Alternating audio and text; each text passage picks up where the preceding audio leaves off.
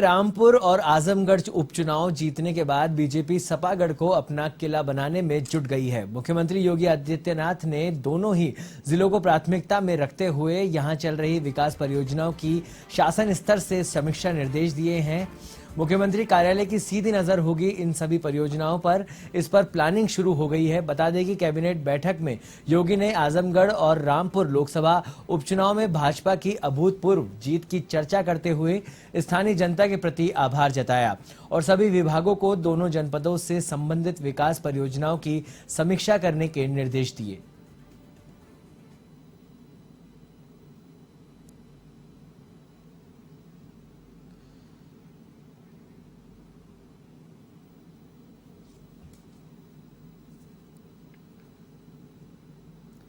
इस खबर पर और अधिक जानकारी के लिए हमारे साथ जुड़ चुके हैं हमारे सहयोगी अमरीश जी, A1 टीवी उत्तर प्रदेश के हेड हैं। अमरीश जी, उत्तर प्रदेश में जो अभी उपचुनाव हुए उसमें 2 सीटों पर भाजपा ने जो कि कहा जाता है सपा का गढ़ था, वहां पर जीत हासिल करी है। उसको उसकी परियोजनाओं की समीक्षा के लिए भी कहा गया है। क्या कुछ अपडेट है इस बारे में?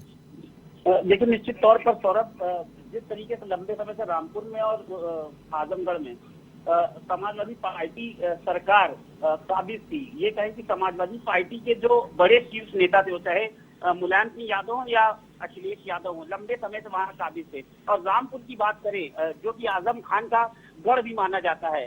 विधानसभा चुनावों में भी हमने देखा रामपुर में जिस तरीके से समाजवादी पार्टी ने जीत दर्ज की और आजमगढ़ में तो क्लीन स्वीप किया है समाजवादी पार्टी ने।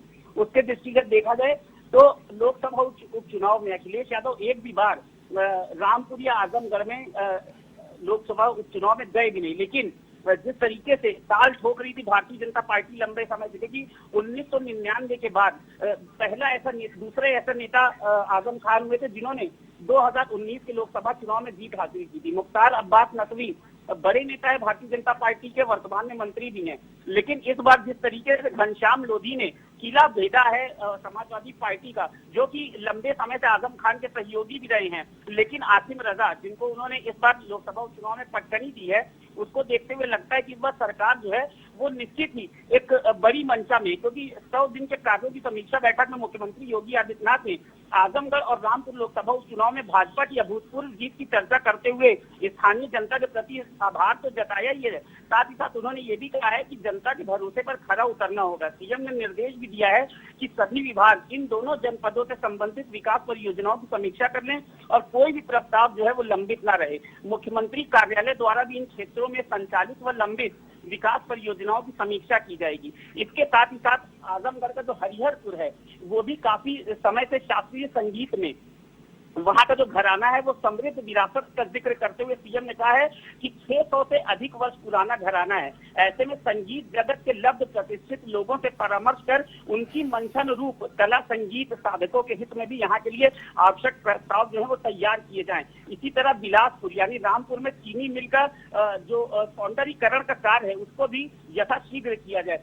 मतलब इसका सीधा ये है कि जो शपथ किला भारतीय जनता पार्टी ने भेजा है उसमें किसी भी तरीके का अब गठजोड़ करके भारतीय जनता पार्टी आगे नहीं बढ़ना चाहती है, बल्कि सीधे तौर पर वहां की जनता के साथ विकास कार्यों में साथ जुड़कर वहां अब लंबे समय तक काबिज होना चाहती है। क्योंकि समाजवादी पार्टी की सरकारें जब भी रही हैं या किसी भी अन्य पार्टी की सरकारें रही हैं तो ये वो किले थे जिनको भेजना मुश्किल था। और अब भारतीय जनता पार्टी ने योगी आदित्यनाथ के निर्देशन में जिस तरीके से वहां पे चुनाव जीता है, भारतीय जनता पार्टी को एक मनोबल मिला है और आगे आने वाले लोकसभा उपचुनाव में जरूर पार्टी अब दूसरी उन जगहों पर भी सेंधमारी करने की कोशिश करेगी जहां पे समाजवादी पार्टी या दूसरी सरकारें लंबे समय से काबिज रही हैं। सौरभ, चलिए, बहुत बहुत धन्यवाद इस पूरी जानकारी के लिए अमरीश जी।